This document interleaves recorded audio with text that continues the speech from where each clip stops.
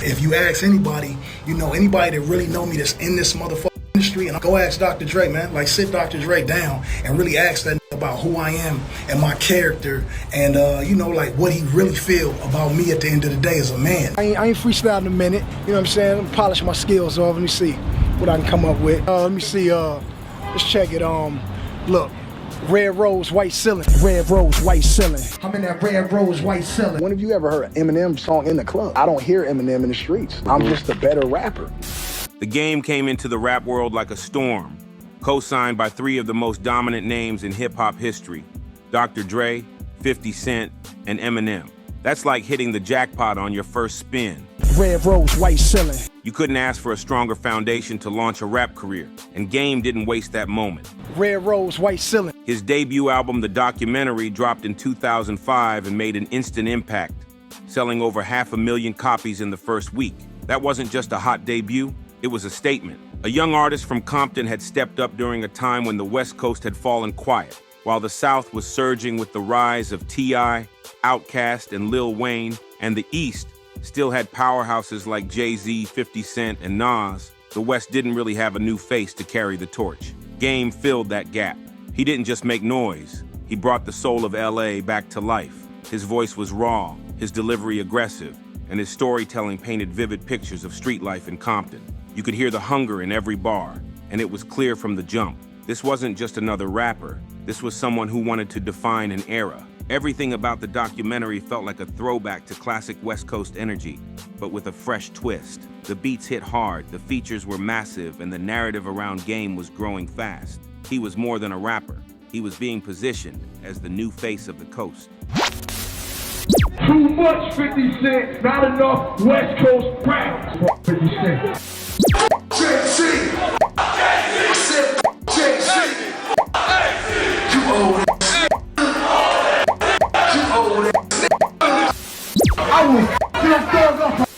When have you ever heard an Eminem song in the club? I don't hear Eminem in the streets. I'm just a better rapper. But as quick as he rose, the drama started creeping in. His falling out with 50 Cent and G-Unit was explosive and messy, and it was one of the first signs that Game's biggest enemy might not be the industry. It might be himself. Getting dropped from G-Unit could have ended his career, especially considering how tightly that crew was run and how big their machine was at the time. But Game didn't fold. He doubled down and came back with Doctor's Advocate, another strong album that proved he wasn't just a one-album wonder.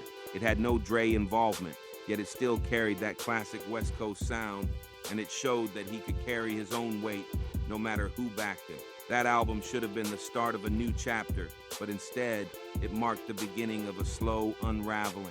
His focus shifted from the music to the noise around it. Beefs, drama, public rants. He stayed in headlines, but not for the same reasons as before. The conversation started to move from Game is the next great to what's Game doing now.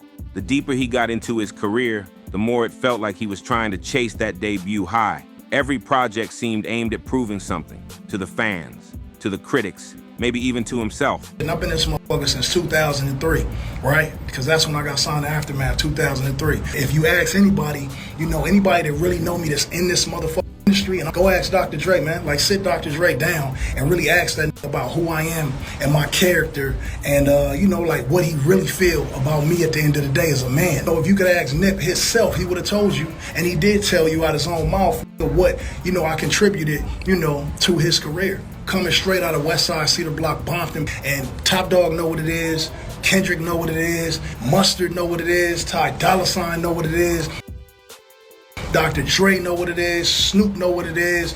And instead of evolving with the times, he kept circling back to the past, rehashing beefs, calling out names, and trying to reassert dominance in an era that was moving forward without him. Artists like Kendrick Lamar, YG, Nipsey Hussle, and Schoolboy Q began to rise, bringing new sounds, new messages, and a new energy to West Coast hip-hop. And while Game did embrace some of these new artists, collaborating with them and giving them props, he always did it with one eye on his own legacy. It was like he couldn't celebrate the new without reminding everybody that he was here first. He made sure people knew that before Kendrick was being called the voice of the West, he was the one holding it down. And that's not false. Game did carry the coast at a time when it badly needed a leader. But instead of letting his legacy speak for itself, he constantly felt the need to prove it, to defend it, to shout it from every social media rooftop. He had the skills, the presence, the discography to stand tall next to any rapper of his era. But what should have been a Hall of Fame career turned into a cautionary tale. It wasn't just the beefs, it was the way they consumed him. He dissed legends like Jay-Z, Eminem, and Dr. Dre, the very people who built the structure he climbed. He made great music, but it got overshadowed by the chaos. And that chaos, over time, started defining him more than his bars. His Instagram became a battleground. His interviews full of backhanded compliments and sneak disses. One minute he's praising someone, the next he's tearing them down. He'd drop a solid project and immediately shift the focus by getting into unnecessary drama. And as more time passed, the gap between his talent and his reputation only widened. People respected what he had done, but fewer and fewer were excited for what he was doing next. And that's a tragedy for someone who once had the whole city behind him. He was the one who brought the West back into the conversation, but instead of growing with it, he got stuck in his own shadow. And now, the same hunger that made him dangerous on the mic has morphed into desperation for recognition. It's like he's always chasing the ghost of the rapper he used to be. By the time Kendrick Lamar started rising through the ranks, the game had already become a seasoned veteran, but one haunted by inconsistency. Back in 2011, Game passed Kendrick the torch live at the House of Blues, putting him on stage and giving him his stamp early. He even had Kendrick featured on the R.E.D. album before Kendrick really took off. That was Game showing love, embracing the next wave. But that move, that gesture, it aged strangely, because Kendrick didn't just rise, he soared past everyone. When Good Kid, M.A.A.D. City dropped, it wasn't just a great album, it was a cultural reset. The West Coast had a new voice, one who had the bars, the storytelling, and the elevation that critics and fans alike could agree on. And Kendrick kept raising the bar, project after project. To Pimp, A Butterfly pushed boundaries. Damn, swept awards. Mr. Morale stretched the genre. Kendrick wasn't just competing, he was creating a new standard. Meanwhile, the game was stuck in place. He dropped some solid projects. Jesus Piece and Documentary 2 showed he still had it, but the consistency wasn't there and neither was the momentum. And as Kendrick grew more powerful in the industry, Game's admiration started to shift into resentment. You could feel it. It showed up in interviews, in little posts online, in how he talked about the state of the game. Then came the complex list. A ranking of the top 50 LA rappers of all time dropped, and the Game came in at number 11, just outside the top 10. And Kendrick, he was number 1. That list hit Game hard. Number 11 wasn't just a number, it was a message. It was like the industry saying, you were close, but not quite. He exploded on Instagram, mocking the list, posting emojis, calling Complex out for disrespect. And he wasn't entirely wrong. His catalog is deep. He's got classics. He's got hits. But this wasn't about numbers. It was about legacy, about impact, about narrative. And Kendrick had become the narrative. He was the one at the center of the culture now, while Game was orbiting the edges. The rant didn't surprise anyone who followed him. This was his pattern. When he felt ignored, he made noise. When someone else was praised, he pushed back. When the spotlight shifted, he dragged it back by any means necessary. Whether it was calling out 50 Cent again, dissing Eminem out the blue, or trying to stir up beef with younger artists, it always came from the same place, wanting to remind the world who he was. And truthfully, he had a point. He helped pave the way. He came up at a time when the West Coast was silent and made people care about Compton again. He was the one who showed you didn't need to be from the South or East to dominate charts. His name belonged in those top 10 spots. But the game of hip-hop isn't just about history. It's about movement, growth, evolution. And that's where Kendrick won. He kept rising. He didn't need beef. He didn't chase controversy. He focused on art, on pushing his sound, on uniting LA instead of dividing it. That's why he was chosen for the Super Bowl halftime show. That's why he headlined the Pop Out. That's why the streets and the suits both see him as the rightful heir to the throne. And for Game, that stung. He was left out of both the Super Bowl and the Pop Out. Those weren't just events, they were statements. They were celebrations of West Coast hip-hop, and he wasn't invited. Instead of brushing it off or reflecting, he fired back. He called it fake unity. He hinted that Kendrick wasn't as real as people thought. But those kinds of statements didn't hurt Kendrick. They only made Game look bitter. It wasn't just Kendrick either. Game had a history of picking fights with whoever was on top. He backed Kanye West publicly, called him a genius, even said Kanye had done more for him in 2 weeks than Dre had done his whole career. He plastered his social media with Yeezy love, showing off gifts, posting Kanye pics like a fan page. Then later, they fell out too. Same with Drake. He'd co-sign him, then diss someone Drake was beefing with. It became clear. Game either rode with the top guy or came for his head. And when he wasn't doing that, he was getting into feuds that seemed to come out of nowhere, like dissing Rick Ross for siding with Meek Mill or calling out Tyga just because he was in the news. None of it helped his music stick. It just made him look desperate to be in the conversation. Even when he dropped good music, the drama overshadowed it. And as fans got older and new artists emerged, people stopped tuning in for the beef. They wanted substance, elevation, consistency, things Kendrick delivered every time. Meanwhile, Game was still stuck in a loop, caught between legacy and insecurity. His biggest problem wasn't his talent. It was that he couldn't move forward without bringing his past with him. The deeper we look into the Game's career, the more we see a pattern that's hard to ignore. No matter how talented he is, no matter how deep his catalog runs, his biggest obstacle has always been himself. There's no denying he's got one of the strongest discographies from a West Coast artist in his generation. The documentary, Doctor's Advocate, LAX, Jesus Peace, Documentary 2, and even parts of Born to Rap and Drillmatic.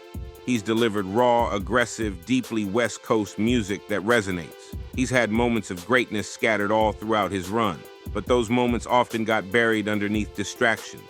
Some self-made, some reactions to being overlooked. His obsession with being included, being ranked, being validated by lists and award shows and fellow artists took a toll. Instead of just standing on his own 2 feet and letting his art define his place in the culture, he often demanded that validation, then threw tantrums when it didn't come. And when it didn't come from those closest to him, like Dre, M, 50, and Kendrick, that's when it cut deepest. The disappointment turned into hostility. The Game burned more bridges than most artists build in a lifetime. Whether it was falling out with G-Unit, trashing Dr. Dre for the Super Bowl snub, or dissing Eminem with a 10-minute track no one asked for, he often let his pride write checks his relationships couldn't cash. And it's not like people were trying to leave him out on purpose. In a city like LA, where unity can push the culture forward, the Game had a seat at the table. But instead of strengthening ties, he kept testing loyalties. The Super Bowl halftime show in 2022 was a massive moment for West Coast hip-hop. Kendrick, Snoop, Dre, Eminem, 50 Cent, and Mary J. Blige on one stage. History in the making. Everyone noticed Game wasn't part of it.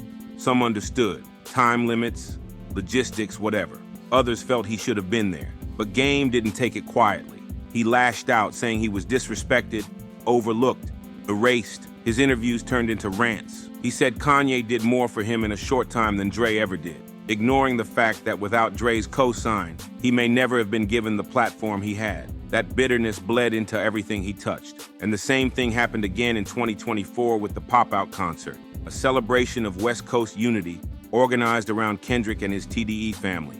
Practically every major and underground LA artist showed up for that show. Even Snoop was scheduled to attend before dropping out due to personal reasons. But the Game, he didn't even get the invite. And that, more than any list, any ranking, any blog post, that silence said everything. The city had moved on without him, not because he wasn't talented, but because he made it too difficult to include him. You could hear the frustration loud and clear in every IG live, every post, every interview. The man who once symbolized the revival of LA rap had become the loudest voice on the outside.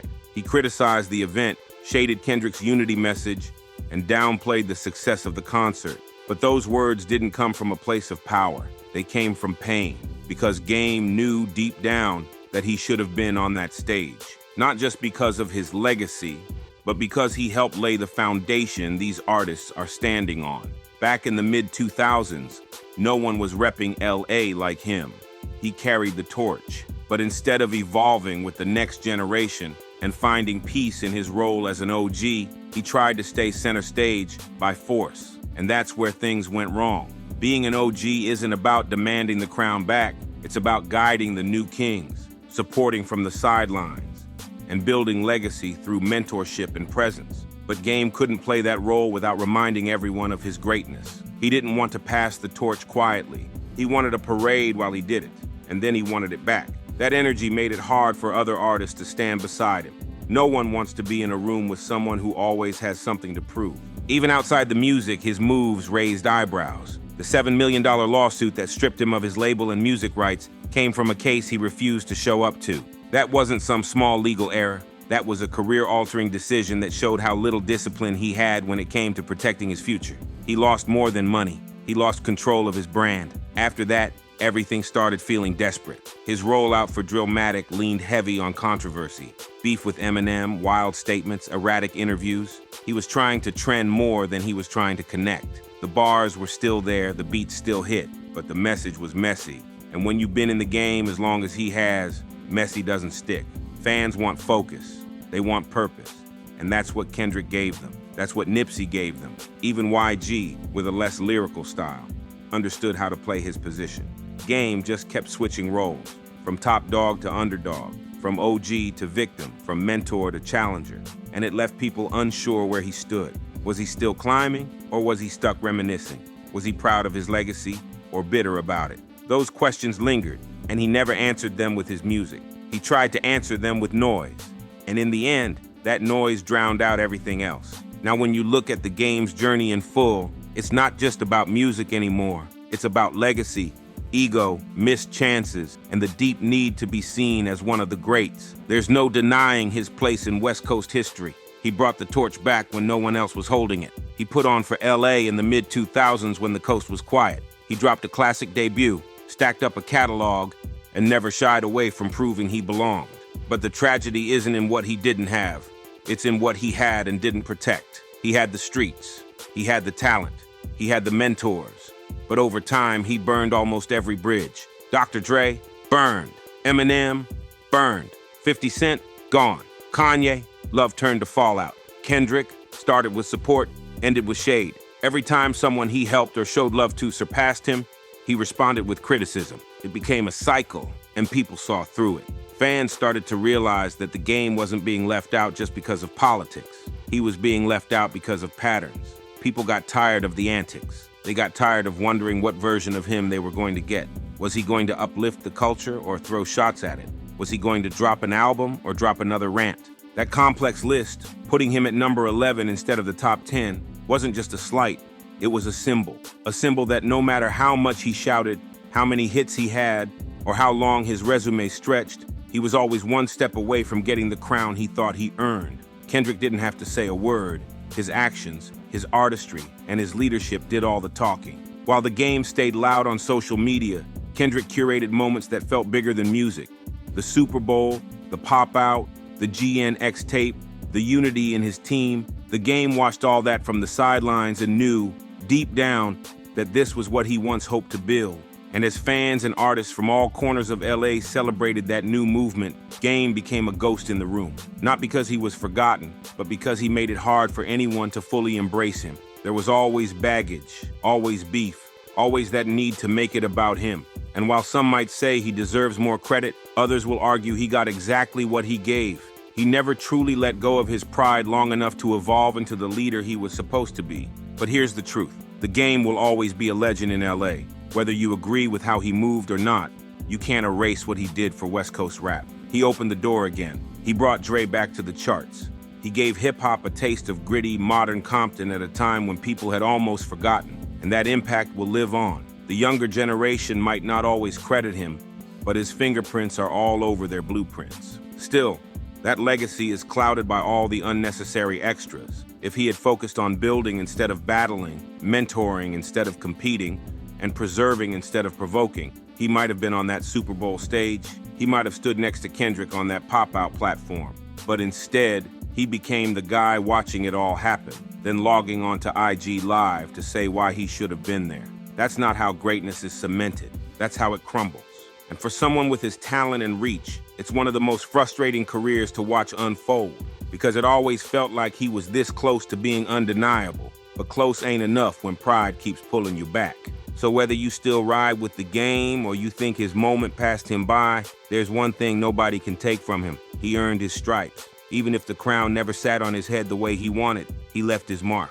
But at the end of the day, respect in hip-hop isn't just about what you did. It's about how you carry it after. It's about longevity, evolution, and what you build beyond your hits. And maybe it's not too late. Maybe there's still a chapter left, but only if he's willing to let go of the noise and finally grow into that OG role LA needs. Time will tell. Let us know what you think. Did Game get snubbed, or did his actions write the story for him? Drop a comment below. Share this video with someone who remembers the documentary era. Hit that like button if you respect the legacy. And don't forget to subscribe for more deep dives into hip-hop's most complex stories. We'll catch you in the next one. Stay locked in.